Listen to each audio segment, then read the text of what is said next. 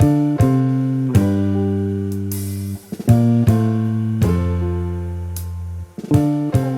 currently night time. I don't actually know what time it is because my phone's been dead for the past God knows how long. Been downstairs playing Minecraft with Maya. Actually my first time playing Minecraft properly, but I got bored within the first 10 minutes and I'm gonna have to admit I did actually get scared of playing Minecraft. Like I don't know why, but I just started getting really scared because there's some weird creatures in it. But I thought I would start getting ready for bed.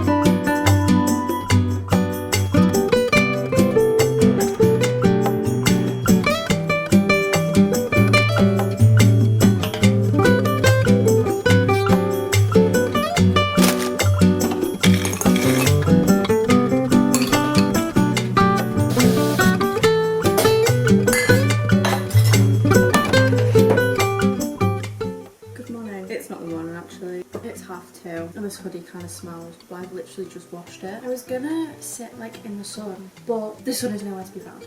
I've just been in the shower, I've just washed my hair. I've got a very new head, unfortunately.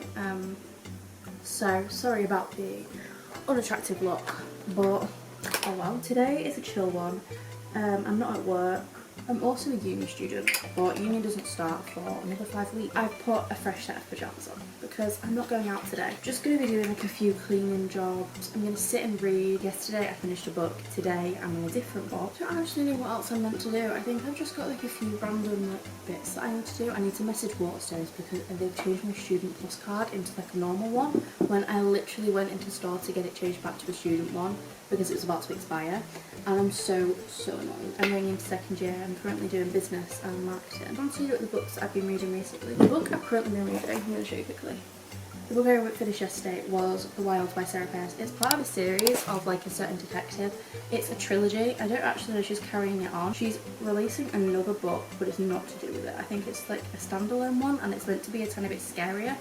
Like a tiny bit more thrillery, because that to me just sounds a bit like a thriller. Like it's not very creepy, and I quite like a thriller that's creepy. The first one of the series was called The Sanatorium. It was a psychiatry hospital. It had been turned into a hotel, and like it was quite creepy, and like I swear it had like involved like gas masks or something, and I find gas masks creepy, and like it did actually creep me out. I've been reading that series now, basically like one book a year as they've been released, I think. That one has been my least favourite, just because, I don't know if it's because I've had quite a few breaks, and it was okay. Basically, like, she's connected to the person, and she goes to this national park in Portugal to find it because that was where, oh my god, my eyebrow pencil's just broken. So then she goes to this national park in Portugal to try and find the whereabouts of the girl that's gone missing. She travels around different places. She has a camper van basically, and she travels around the world. Recently broke up with her ex-boyfriend who's like extremely toxic, abusive. And anyway, this woman goes, like the detective who the series is based on, goes to try and find her with her brother. And then loads of things happen. It seems quite cultish in the start, like the campsite that they're on it seems quite cultish, but it turns out it's not like that at all. But still, like I found it quite predictable, like what happened and what was revealed. Like I found it quite predictable. I don't know if that's because recently I've been reading quite a few thrillers, or if it's just because the way that she writes is like predictable, but also just the way in which the story was going was predictable. I don't know. I gave it 3 stars. The first one I think I gave like 4.75 stars, and that was when I was reading it when I was like 17 or 16, which is mental. So I don't know if I went to go read back the first one, that I'd feel very differently now. Or if I'd actually feel the same. But I'm glad that I've got one series over with, because I've got quite a few series that I've like just read the first book and not the second. Right now on my Kindle, I got on Kindle Unlimited, I'm reading my first Frida McFadden book because I know she's very well hyped. But I also did see a thing that actually she uses AI, and I'm conflicted. The writing very easy, and I don't know if because of that I'm reading it quicker, and like also I'm wanting to keep reading it, like I'm quite obsessed. I don't know if it's that. The summary is this couple, they can't have kids, like she doesn't have a viable uterus to be able to carry her child. So the husband and wife are looking to adoption, and they're looking to surrogate or like adopt a baby when someone's like pregnant. I don't know what the word is for that. But basically the woman who's pregnant, she drops out. She obviously then is absolutely distraught. She also gets told at her like baby shower, which I could not even imagine. And basically then her personal assistant then says, oh, I can carry your child for you, I'll carry your baby. And obviously because of that, we then now know that she's mental. I haven't actually got to that bit yet. She's only just announced it, like it's gone through, that like it's successful. Turns out to be successful. It's the only bit I've got up to. I think I'm like 25% through. So I'm hoping it's going to be good. It had 70,000 reviews on Amazon or on Kindle, which I think is mental. The first one, so I don't know if I'm reading like one of the bad ones or one of like the average ones. Actually, that's such a lie. I have read a Frida McFadden book before. I read Death Row, and it was like a 70-page short story, and that actually was really good. I really enjoyed it because I was trying to get out of a reading slump, so I just picked a random like really short story and it worked. This video isn't particularly anything to do with reading. It's not particularly about anything really. It's kind of just like a little starter video to try and see if I enjoy making videos as much as I used to, because I want to get back into it, and I also think it would be like a nice little hobby, maybe even could turn into a side hustle, but I'm not really caring about that right now because right now I've got quite a few things going on. Look how cute that is though.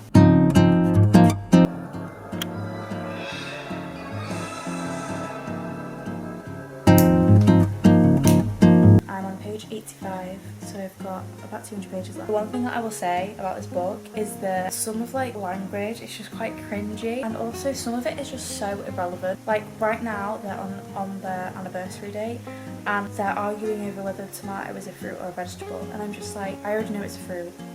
I don't need to be hearing some couple have a debate about which one it is when she literally gets Google out, researches it again, oh, he's right. I also don't know if it's just because I don't really like the characters, and also she's seeing these red flags about this surrogate that she's got, but she's got these weird feelings and these weird things that are happening that she's like, would she really be doing this if she was actually like trustworthy? And I'm like, well, if you thought that, why not bring it up with someone? Because it's one of the most important things. Like if someone is having your baby for you, surely you trusting them is the most important thing. And if you feel like something's off, then maybe do tell your husband. Like, don't just keep it a secret.